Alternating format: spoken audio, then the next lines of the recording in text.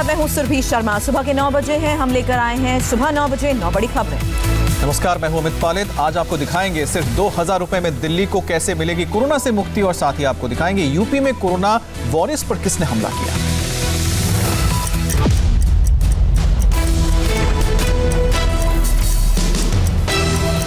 दिल्ली में कोरोना की जानलेवा तस्वीर आने के बाद अब युद्ध स्तर पर रोकथाम के उपाय किए जा रहे हैं। दिल्ली में मास्क न पहनने पर पहले 500 रुपए जुर्माना लगाया जाता था, अब इसे 2000 रुपए कर दिया गया है। कोरोना के बेहद नाजुक दौर से गुजर रही दिल्ली में 24 घंटे में 98 लोगों ने जान गंवाई है, जबकि 7500 से ज्यादा नए मामले सामने आए हैं। दिल्ली में कोरोना से मौत का आंकड़ा 8041 तक पहुंच गया है। दिल्ली कोरोना से सबसे बुरी तरह से प्रभावित होने वाला शहर बन गया है और इसकी वजह जनता की लापरवाही भी है। ऐसे में दिल्ली सरकार ने मास्क पहनने को लेकर कड़ा रुख अपनाया है। दिल्ली में अब सार्वजनिक जगहों पर मास्क न पहनने वालों से 4 गुना जुर्माना वसूला जाएगा। जो मास्क नहीं पहनेगा उसे अब 500 नहीं 2000 रुपए का जुर्माना भरना होगा। मास्क नहीं पहनने पर गुरुवार को 2110 लोगों का चालान किया गया। सोशल डिस्टेंसिंग का उल्लंघन करने पर 63 कारोबारियों का चालान किया गया। दिल्ली के बहुत सारे लोग कोरोना बिहेवियर फॉलो कर रहे हैं, लेकिन फिर भी जो थोड़े बहुत नहीं कर रहे हैं उनकी वजह से संक्रमण फैल जाता है फिर। तो ये ज़रूरी है थोड़ा सा उनके मन में डर बिठाने के लिए कि भाई फाइन थोड़ा बढ़ाया जाए। कोरोना दिल्ली की आबादी के बीच कितने बड़े पैमाने पर फैल चुका है, इसका अंदाजा सरकार भी नहीं लगा पा रही थी। दिल्ली में मौत के आंकड़ों ने सरकार को परेशान कर दिया है। दिल्ली सरकार ने आदेश दिया है कि 42 प्राइवेट अस्पताल 80% ICU बेड कोरोना मरीजों के लिए रिजर्व रखेंगे। साथ ही 90 प्राइवेट अस्पताल 60% सामान्य बेड कोरोना मरीजों के लिए रिजर्व रखेंगे। दिल्ली सरकार के इस फैसले से कोरोना मरीजों के लिए 260 ICU बेड और मिलेंगे। इस फैसले से कोरोना मरीजों के लिए प्राइवेट अस्पताल में 2644 बेड भी बढ़ जाएंगे। इस बीच स्वास्थ्य मंत्री डॉक्टर हर्षवर्धन ने कहा है कि 2021 की शुरुआत में ही कोरोना वैक्सीन मिलनी शुरू हो जाएगी। जैसे 2021 शुरू होगा तो शुरुआती 1-2-3 महीनों में हमें वैक्सीन मिलनी शुरू हो जाएगी। तो हम देश में 25-30 करोड़ लोगों को उस समय तक वैक्सीन देने की स्थिति में होंगे। दिल्ली में कोरोना संक्रमण के बीच आज सरकार की नजर छठ महापर्व पर भी है। हर घाट पर पुलिस तैनात रहेगी ताकि लोग भीड़ न लगाएं। सीएम केजरीवाल ने लोगों से घर पर छठ महापर्व मनाने की अपील की है। आज से दिल्ली के सभी कंटेनमेंट और हाई रिस्क जोन में डोर टू डोर सर्वे शुरू होगा। इसके लिए दिल्ली के 11 जिलों में 5500 टीमें बनाई गई हैं। देश में इस वक्त कोरोना के करीब 4.5 लाख एक्टिव केसेस मौजूद हैं, लेकिन कुछ ऐसे भी लोग हैं जिन्हें खुद के कोरोना होने का अंदाजा ही नहीं है और वो बेखौफ होकर बाजारों में घूम रहे हैं। कोरोना को लेकर नॉन सीरियस लोगों के खिलाफ अब अलग अलग राज्यों में अभियान चलाया जा रहा है। देश के अलग अलग राज्यों में कोरोना की थर्ड वेव ने रफ्तार पकड़ ली है। सर्दियों के मौसम में कोरोना से मौत के बेहद डराने वाले आंकड़े सामने आ रहे हैं। जानकारों के मुताबिक इसका सबसे बड़ा कारण त्योहारी सीजन में कोरोना गाइडलाइंस का उल्लंघन है। लोग बिना मास्क के बाजारों में निकले और सोशल डिस्टेंसिंग का भी ख्याल नहीं रखा। इंदौर के आनंद ज्वेलरी शोरूम में एक साथ 31 कर्मचारियों के कोरोना पॉजिटिव मिलने से हड़कंप मच गया। धनतेरस के दिन लोगों ने शोरूम से खूब ज्वेलरी खरीदी, कोरोना प्रोटोकॉल का ख्याल नहीं रखा। दिवाली के बाद सभी 72 कर्मचारियों का कोरोना टेस्ट करवाया गया तो उसमें से 31 कर्मचारी पॉजिटिव पाए गए। तमाम जो लोग जो यहाँ से खरीदारी करके गए हैं उनके जो एड्रेसेस हैं, हालांकि प्रशासन लेने की कोशिश कर रहा है, वो संक्रमित हो सकते हैं। इसके अलावा जो लोग सिर्फ यहाँ सामान देखने आए थे, खरीदारी नहीं की, उनको कैसे ट्रेस करेंगे, ये एक बड़ा सवाल है। अब इस ज्वेलरी शोरूम को 7 दिन के लिए बंद कर दिया गया है। उन लोगों का भी पता लगाया जा रहा है जिन्होंने यहाँ से खरीदारी की।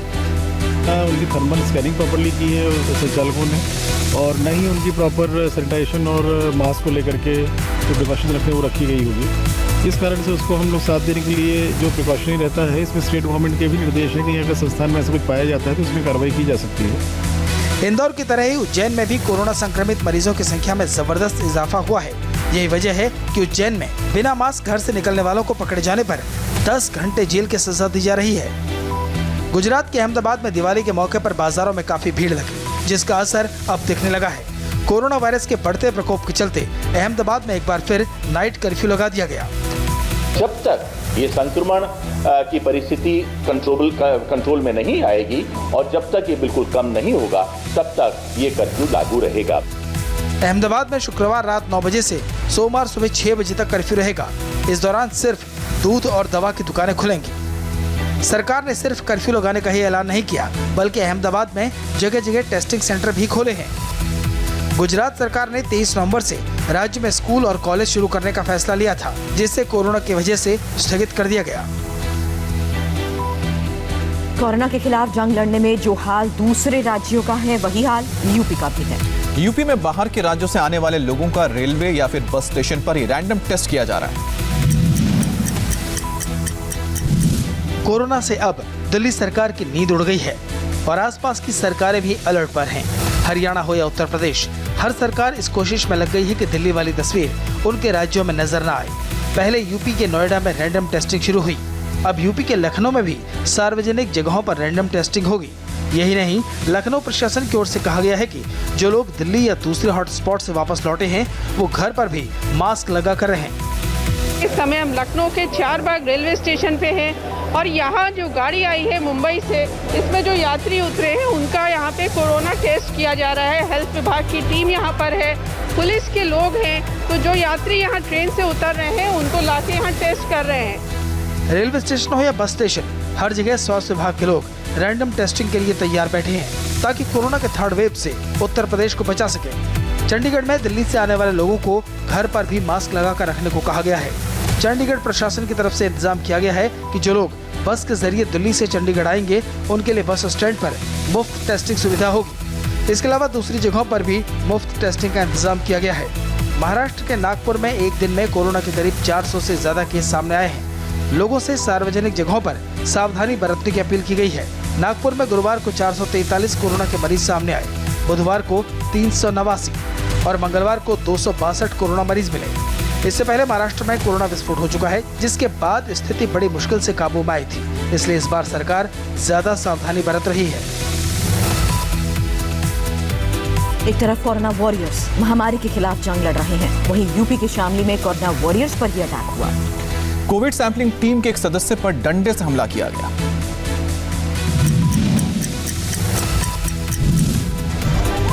भीड़ भाड़ वाले इलाके में हमलावर अचानक बेकाबू हो गया। हाथों में डंडा लेकर वो मेडिकल टीम पर टूट पड़ा। उसने उस टीम पर हमला कर दिया जो कोरोना के सैंपल ले रही थी। मौके पर जब अफरा तफरी मची तो कुछ लोगों ने बीच बचाव किया और हमलावर को मेडिकल टीम से अलग किया गया।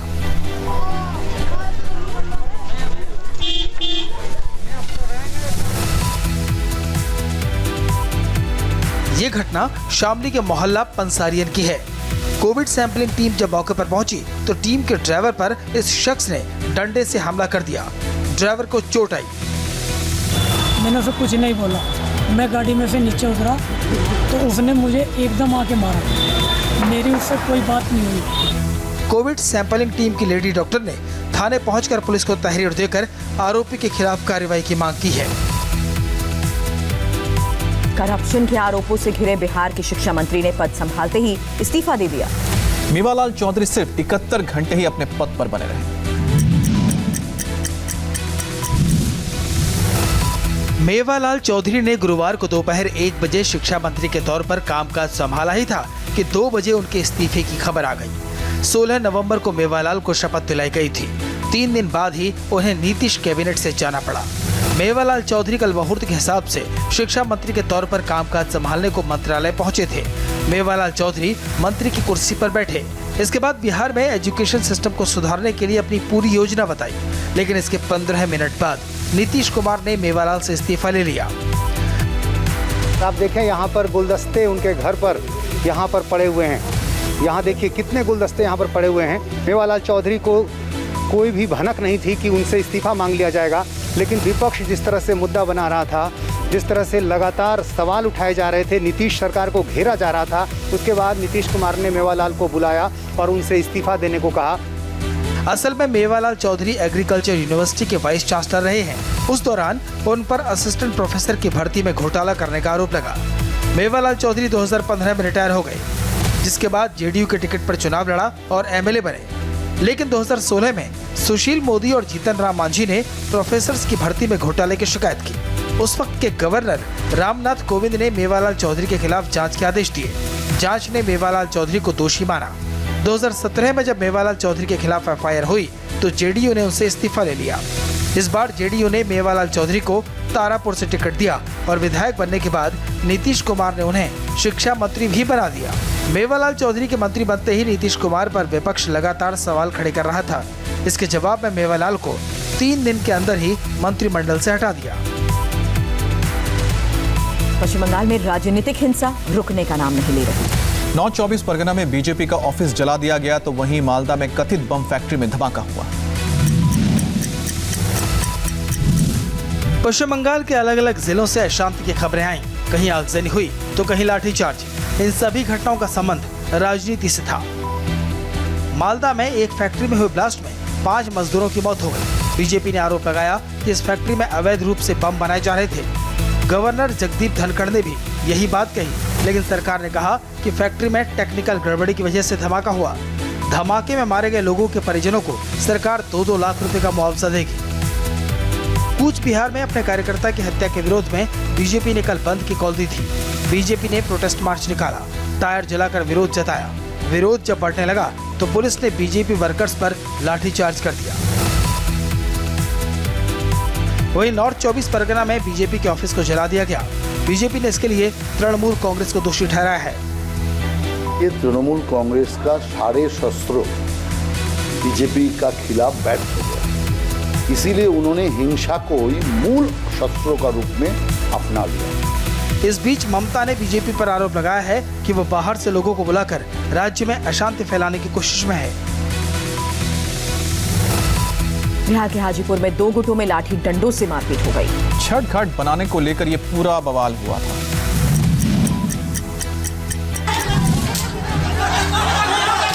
पहले लाठी डंडे चले, फिर पथराव होने लगा।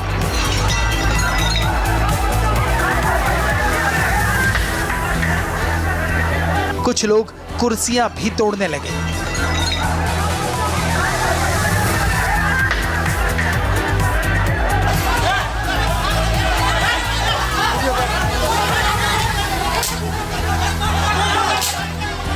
दो गुटों में ऐसा संघर्ष हुआ कि पूरा इलाका महाभारत का मैदान नजर आने लगा। घटना बिहार के वैशाली की है। महनार थाना क्षेत्र के नवरंगपुर में छठ घाट बनाने को लेकर बच्चों में विवाद हुआ, जिसने कुछ देर बाद बड़ा रूप ले लिया। 2 गुट आमने सामने आ गए, लाठी डंडे और पत्थर चलने लगे। एक पक्ष ने दूसरे पक्ष के घर में घुसकर पिटाई भी की। इस मारपीट में करीब आधा दर्जन लोग घायल हो गए। बवाल के बाद मौके पर पुलिस तैनात कर दी गई। लखनऊ में जन्मदिन के मौके पर फायरिंग का वीडियो सोशल मीडिया पर वायरल हो गया और इस मामले में पुलिस ने एक आरोपी को गिरफ्तार किया।